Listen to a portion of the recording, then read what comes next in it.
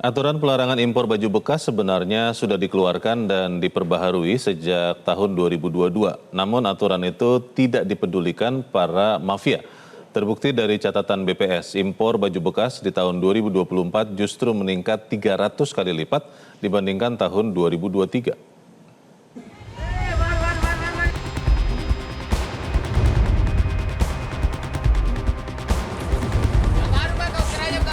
Perang antara pemerintah dengan mafia importir baju bekas ilegal sebenarnya sudah berlangsung lama. Ancaman Menteri Keuangan Purbaya Yudi Sadewa yang tak hanya akan mempidanakan tapi juga mendenda mafia impor baju bekas ilegal sebenarnya sudah tercantum dalam Peraturan Menteri Perdagangan atau Permendag nomor 40 tahun 2022 tentang barang dilarang ekspor dan barang dilarang impor yang mengatur sanksi pidana penjara hingga 5 tahun dan atau denda maksimal 5 miliar rupiah serta akan masuk daftar hitam atau blacklist untuk tidak bisa melakukan impor lagi di masa mendatang. Namun aturan itu tak dipedulikan oleh para mafia yang terbukti dari peningkatan volume impor pakaian bekas dan barang tekstil bekas lainnya sebesar 300 kali lipat pada tahun 2024 dibandingkan tahun 2023 dengan jumlah total volume seberat 3.865 ton, rekor tertinggi baru. Berdasarkan catatan BPS pada 2024, impor pakaian bekas yang masuk ke Indonesia paling banyak berasal dari Taiwan, disusul dari Hong Kong, Singapura, Arab Saudi, dan bahkan Malaysia.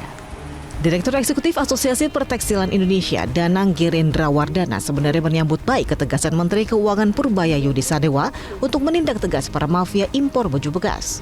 Danang berharap pemerintah akan lebih tegas dalam menindak para mafia impor baju bekas yang selama ini seakan dibiarkan. Tapi benar ya Pak Danang, banyak itu mafianya?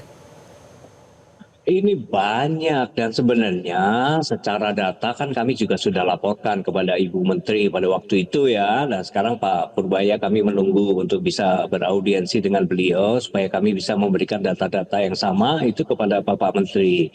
Tapi intinya beginilah, ini Pak Menteri kan seperti banyak kebijakan-kebijakan lama dan pembiaran-pembiaran masa lalu yang tidak diselesaikan dengan tuntas oleh pemerintahan masa lalu. Dan sekarang optimisme tumbuh karena Pak Menteri ini berbicara secara lugas akan memberesi masalah-masalah ini. Bukan hanya masalah importasi baju bekas yang sudah dikeluhkan bertahun-tahun oleh para produsen IKM ya di Indonesia itu, IKM produsen garmen yang biasa dijual di Tanah Abang atau di pusat-pusat pasar yang lain.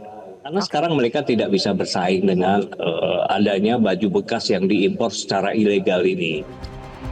Ketegasan pemerintah untuk melarang impor baju bekas sangat mendesak.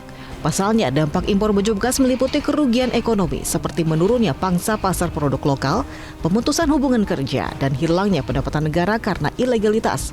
Serta ada pula risiko kesehatan diantaranya penyakit kulit, alergi, dan penyebaran kuman atau zat kimia berbahaya. Industri tekstil dalam negeri pun terancam karena persaingan tidak sehat dari produk-produk ilegal ini. Tim Liputan Metro TV. Jelajahi cara baru mendapatkan informasi. Download Metro TV Extend sekarang.